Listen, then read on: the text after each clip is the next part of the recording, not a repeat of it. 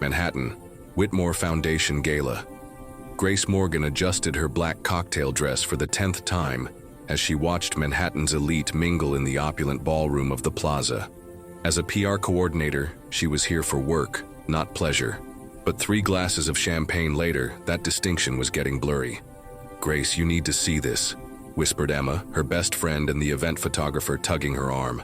Brad just walked in with his new girlfriend. Grace's stomach dropped. Brad Morrison, her ex-boyfriend from college, had arrived with a stunning blonde.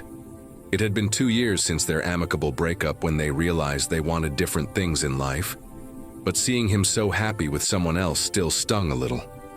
"He looks happy," Grace said, trying to sound mature about it. "You're way too good for him anyway. Remember how he never wanted to try new restaurants? Or travel anywhere that didn't have a golf course? Emma, we broke up because we were incompatible, not because he was a bad person. Still boring, though." Grace watched Brad laugh at something his girlfriend said. He did look genuinely happy, and despite the tiny pang of nostalgia, she was glad for him.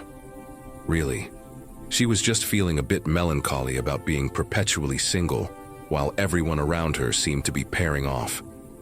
"I'm going to say hello," Grace decided. "Be mature about this." "Grace, you've had 3 glasses of champagne. Your definition of mature might be slightly compromised." But Grace was already moving through the crowd, determined to prove she could handle this like an adult. Brad was standing near the bar, and she approached with what she hoped was a friendly, confident smile.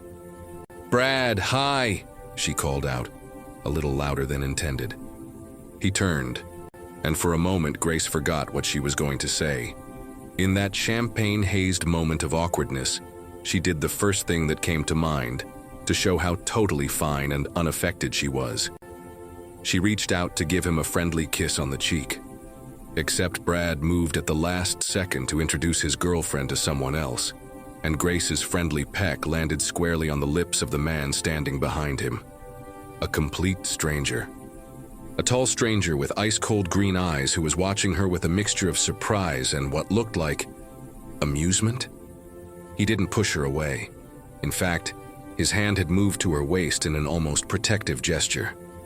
"Sorry," she whispered, still too close to his face. "I was aiming for someone else entirely."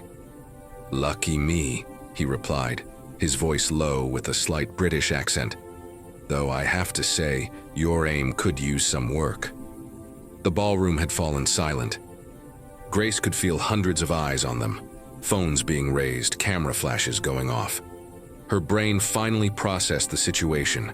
She had just accidentally kissed one of the most powerful and dangerous men in America, Henry Ward, the billionaire that gossip magazines called the Ice King for his reputation of destroying business rivals without blinking. The man who collected companies like others collected stamps, always with a cold smile and a move 3 steps ahead. And she had just given him the scandal of the year through sheer clumsiness. "Oh, wow," she murmured, trying to step back, but his hand remained firm on her waist. "No," he said softly, but loud enough for some to hear. "Don't apologize. It was unexpected." His green eyes sparkled with something Grace couldn't decipher. Amusement? Interest? Calculation? "Mr. Ward," a voice interrupted. A man in an expensive suit approached, clearly an assistant. "The press is—" "Let them speculate," Henry said, finally releasing Grace, but not before slipping a card into her hand. "Miss Grace. Grace Morgan. And I am so sorry for the confusion. Grace." The way he said her name made something strange happen in her stomach. "Don't be sorry. It's been the most interesting evening I've had in months." He walked away with the calm of someone who had just won a game no one else knew they were playing. Grace looked at the card. Just a phone number, no name. When she looked up, Henry had disappeared into the crowd, but she could feel he was still watching her. Emma appeared beside her, mouth agape. "Grace, do you have any idea what you just did?" Grace looked around. Brad was staring at her in shock from across the room. Manhattan's elite were whispering excitedly. Photographers were still snapping pictures. "I think," she said slowly, I just accidentally created the biggest social media moment of my life. What she didn't know was that Henry Ward was thinking exactly the same thing, and he was absolutely fascinated by the woman who had just turned his predictable evening completely upside down. The photo was everywhere. Grace stared at her phone screen, watching the image of herself kissing Henry Ward spread across social media like wildfire. The headlines were getting more creative by the hour. Mystery woman melts the Ice King. Who's the girl who conquered Ward? And her personal favorite, the kiss that stopped Manhattan. Turn it off, Emma said, snatching the phone from Grace's hands as they sat in their favorite cafe in Soho. You're torturing yourself. I'm probably unemployed, Em. My boss has been giving me the cold shoulder all morning, and I have 3 missed calls from HR. Grace buried her face in her hands. All because I have terrible spatial awareness when I've been drinking. Technically, you showed excellent coordination. You could have face-planted into the chocolate fountain, but instead you accidentally kissed the most eligible bachelor in New York. A man who could destroy my entire career with a single phone call? A man who gave you his private number. Grace pulled the elegant card from her purse, studying it for the 100th time since last night. No name, no company logo, just 10 digits in embossed silver. What if he wants to sue me for assault? What if he wants to take you on his private jet to Paris? Emma. What? The man's been single for 2 years since his divorce. According to Forbes, he's been turning down supermodels and socialites left and right. Maybe you're exactly what he needs. Someone who doesn't throw herself at his feet begging for attention. Grace's phone buzzed. An unknown number. Good morning, Grace. I trust you've seen the news. Coffee? H. Oh my gosh, it's him. Grace showed Emma the message, her hands shaking slightly. Answer him. What do I say? Yes, obviously. When will you get another chance to have coffee with the most powerful man in New York? He's not just powerful, he's intimidating. He can be both, in fact, that's probably part of his charm. Grace stared at the message. She could ignore it, pretend the whole thing never happened, and spend the rest of her life wondering what if. Or she could answer and potentially step into a world she wasn't prepared for. Her phone buzzed again. Unless you prefer tea, I'm flexible on beverages, less so on timing. 1 hour, blue bottle coffee, Rockefeller Center. I'll be the one not accidentally kissing strangers. Despite everything, Grace found herself smiling. He's got a sense of humor, she said, showing Emma the second message. And he's persistent, I like him already. You don't even know him. I know he could have had security escort you out last night, and instead asked you for coffee. That says something about his character. Grace looked at her reflection in the cafe window. Her hair was pulled back in a messy bun. She was wearing her favorite jeans and a simple sweater, and she looked exactly like what she was. A regular person about to meet someone way out of her league. I look completely ordinary. You look real. Something tells me Henry Ward doesn't see much of that in his world. 45 minutes later, Grace stood outside Blue Bottle Coffee, second-guessing every decision that had led her there. Through the window, she could see him at a corner table, reading what looked like the Wall Street Journal. Even in casual clothes, dark jeans and a navy cashmere sweater, he commanded attention. The baristas moved around him with the careful deference reserved for very important customers. She was about to turn around when he looked up and saw her. Their eyes met through the glass and he smiled. Not the cold, calculating smile she'd seen in business magazines, but something warmer, almost approachable. Before she could lose her nerve, Grace pushed through the door.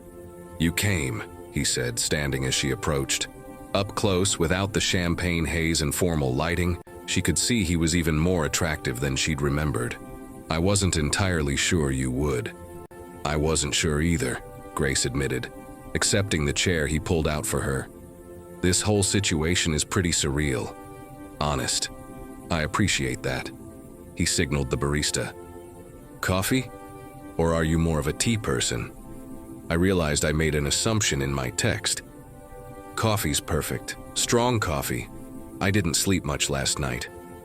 Neither did I, though probably for different reasons. He studied her face with those intense green eyes. You're nervous. It wasn't a question, so Grace didn't treat it like one. Wouldn't you be? That depends entirely on your intentions. Grace Morgan, 28, Public Relations Coordinator, graduated from Northwestern, currently employed at Sterling Communications. Though I suspect that might be changing soon given this morning's headlines. Grace's coffee cup froze halfway to her lips. You had me investigated? I had my assistant do some basic research. There's a difference. When someone creates a media sensation involving me, I like to know who they are. His expression softened slightly. Nothing invasive, I promise, just the professional basics. And what did your research tell you? That you're exactly who you appeared to be last night. No hidden agenda, no calculated social climbing, no history of targeting high-profile men. Just someone who had a very human moment at exactly the wrong time. Or the right time, depending on your perspective. Henry's eyebrows rose slightly. Interesting way to look at it. Well, I figured I had two choices. Be mortified and hide under a rock for the rest of my life, or own it and see what happens. And which did you choose? Grace gestured around them. I'm here, aren't I? For the first time since she'd met him, Henry Ward looked genuinely surprised. And then he laughed, a real laugh, not the polite chuckle she'd expected. You know, Grace Morgan, I think you might be exactly what I need. For what?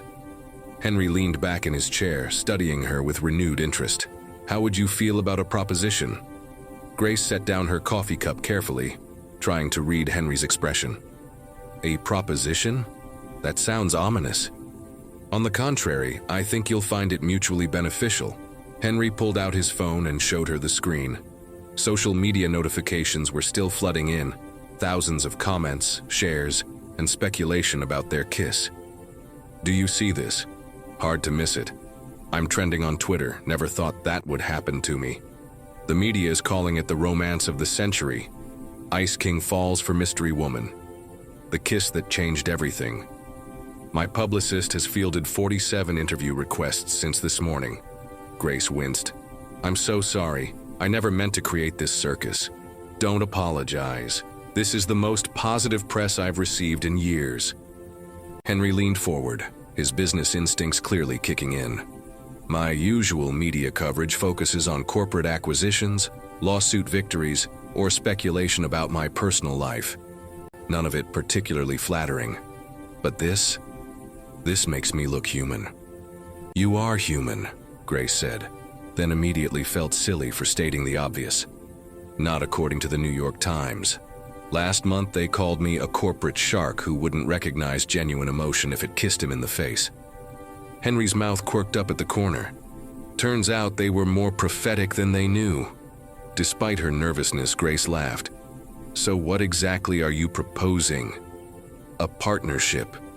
You help me rehabilitate my public image, and I help you build the career you actually want. I don't understand. Henry pulled out a tablet and slid it across the table. On the screen was Grace's LinkedIn profile, along with several articles she'd written for PR trade publications. My research was more thorough than I initially let on. You graduated summa cum laude, with a degree in communications and a minor in business. You've written extensively about authentic brand storytelling and corporate social responsibility. Your professors called you one of the most promising students they'd ever taught. Grace stared at the screen, uncomfortable with how exposed she felt. How did you get access to my academic records? I have excellent resources. The point is, you're working as a coordinator at a mid-tier firm, handling corporate event planning and basic media outreach. You're overqualified and underutilized. Jobs in PR are competitive. I was lucky to get hired anywhere. You were hired because you're talented. You're stuck because you're at the wrong firm. Henry tapped the tablet screen. Sterling Communications has a reputation for treating junior staff as disposable. High turnover, limited advancement opportunities, mediocre clients. Grace couldn't argue with that assessment. She'd been there 18 months and had watched 3 other coordinators quit out of frustration. What are you suggesting? I'm suggesting we use this media attention to both our advantages. You become my official public relations consultant. We let the media believe there's a romantic element to our relationship. Nothing confirmed, just enough speculation to keep them interested. Meanwhile, you get to work on high-profile campaigns. Build a portfolio that will open doors anywhere you want to go. You want me to fake a relationship with you? I want you to help me seem more approachable while you build your career. If people think the Ice King has melted for someone, it changes the entire narrative around my business dealings. Grace stared at him, trying to process the offer. This is insane. This is strategic. What's in it for you, really? You could hire any PR firm in the city. Henry was quiet for a moment, and when he spoke, his voice was more honest than it had been all morning. I'm tired of being seen as a villain. Every deal I make, every company I acquire, the media paints me as some corporate raider destroying lives for profit. The truth is more complicated than that. What is the truth? I specialize in turning around failing companies. Yes, that sometimes means layoffs, but it also means saving jobs that would have been lost entirely if the company went under. Last year, I saved 3 manufacturing firms from bankruptcy. The media focused on the 40 jobs that were cut in restructuring, not the 800 that were preserved. Grace found herself leaning forward, genuinely interested despite her nervousness. Why don't you have a PR team handling that narrative? I've had 4 different firms in the past 3 years.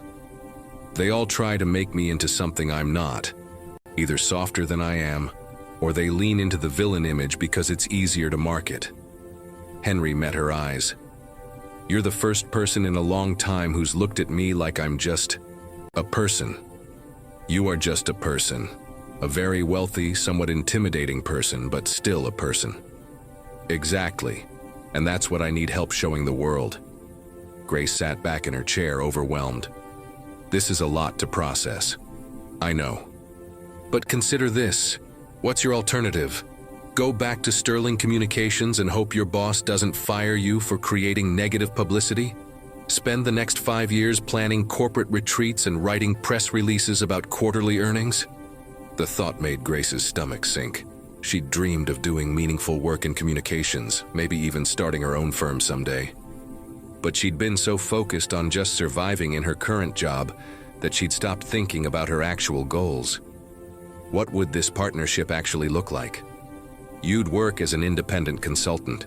I'd pay you more in 6 months than you make in 2 years at Sterling. You'd handle my personal brand management, help with corporate communications strategy, and yes, we'd maintain the illusion that there might be something romantic between us. For how long? 6 months initially. If it works for both of us, we can extend it. If not, you'll have a portfolio that will get you hired anywhere you want to go. Grace's phone buzzed with a text from Emma. How's it going? Are you running away to elope or running away to hide? I need to think about this, Grace said finally. Of course, but Grace? Henry leaned forward again, and she caught a hint of his cologne, something expensive and subtle. Don't think too long. The media attention from last night won't last forever. We need to capitalize on it while people are still interested. How long do I have? 24 hours. Meet me tomorrow at my office, Ward Industries, 47th floor. Come prepared to give me an answer. Henry stood and pulled out his wallet, leaving a $50 bill on the table for their coffee. As he turned to go, Grace called after him. Henry? He turned back, eyebrows raised. If I say yes, what happens if we actually start liking each other? For a moment, his carefully controlled expression slipped, and she saw something that looked almost vulnerable. Then I suppose we'll cross that bridge when we come to it.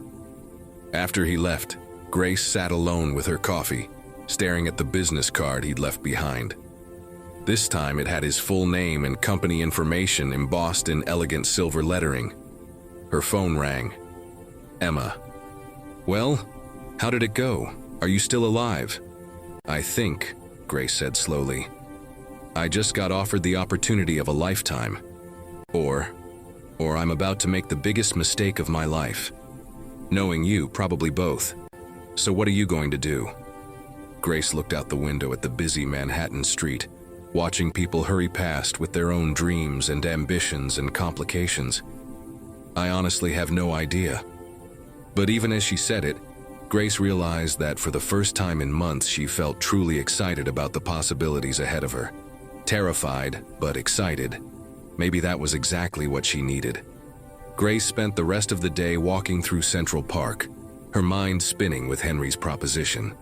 By the time she returned to her tiny Upper West Side apartment, she had managed to talk herself into and out of accepting his offer at least 17 times. "You look like someone who's been wrestling with a life-changing decision," Emma said, looking up from Grace's couch where she was editing photos on her laptop. "Lucky for you, I brought reinforcements." She gestured to the coffee table, which was now covered with Chinese takeout containers and a bottle of wine. "You're a lifesaver," Grace said, collapsing into her favorite armchair. "I feel like my brain is going to explode." "Okay, let's break this down logically. Pro and con list." "I'll take notes." Emma grabbed a notepad from Grace's coffee table. "Start with the pros. The money is incredible. He's offering me more in 6 months than I make in 2 years. Good start. What else?" "The experience would be amazing. Working on high-profile communication strategy. Building a portfolio that could open doors anywhere." Grace picked up a spring roll and took a thoughtful bite. "And honestly, the work sounds interesting." His point about the media narrative is valid. They do paint him as this heartless corporate raider. But the companies he's acquired, the jobs he's actually saved, there's a real story there. You've been researching him. I spent 3 hours going through business journals this afternoon. Emma, he's not the villain the media makes him out to be. Last year alone, his interventions saved over 2,000 jobs. But all the headlines focused on the layoffs during restructuring. Emma scribbled notes. "So you're genuinely interested in the work, that's important, what else?" "It would get me out of Sterling Communications. My boss, Rebecca, has been making my life miserable for months. She takes credit for my ideas, gives me the worst assignments, and I swear she's trying to push me out. I've been telling you to quit that place for a year. I needed the experience and the steady paycheck." Grace sipped her wine. "But this would be, well, it would be my shot at doing something that actually matters." "Okay, now the cons," Grace groaned. "Where do I start? It's fake, Emma. The whole romantic angle would be completely manufactured for public consumption." "But would it be, though?" Emma set down her pen and looked at Grace seriously. "You were pretty flustered when you came home from coffee with him. And don't think I didn't notice you've been calling him Henry instead of Mr. Ward. That doesn't mean anything. It means you're comfortable with him, which is weird considering he's supposedly this intimidating Ice King." Grace considered that. Henry had been intense, yes, but not in a way that made her feel small or stupid. If anything, he'd seemed genuinely interested in her thoughts and opinions. "He listened to me," she said slowly. "Like, really listened. When I talked about authentic brand storytelling, he asked follow-up questions. Good ones. Most people's eyes glaze over when I get into PR theory. See, there's already a connection there. But what if working together ruins it? What if I'm terrible at the job? What if he realizes I'm just some nobody from Ohio who's way out of her depth?" Emma reached over and grabbed Grace's hand. "Stop. You're not some nobody. You're brilliant at what you do, you just haven't had the chance to prove it yet. Remember the Hartley Foundation campaign you developed? The one Rebecca stole and presented as her own?" Grace nodded reluctantly. She'd developed a complete rebranding strategy for a struggling nonprofit, only to watch her boss present it to the client and take full credit. That campaign was genius. It was innovative and heartfelt, and it would have worked perfectly if they'd actually let you implement it instead of watering it down. Emma squeezed her hand. "You have talent, Grace. You just need someone to recognize it. But the fake relationship part, who says it has to stay fake?" Grace nearly choked on her wine. "Emma, I'm serious. You said yourself there was chemistry. The man could have any woman in New York, but he specifically sought you out. Don't you think that means something? It means he sees a business opportunity. Maybe. Or maybe he sees something else." Emma pulled out her phone and scrolled through social media. "Look at these comments on the photos from last night." Grace reluctantly took the phone. The photo of her and Henry kissing was still circulating widely, and the comments were overwhelmingly positive. Finally, someone who made Henry Ward smile. She looked so normal and sweet, exactly what he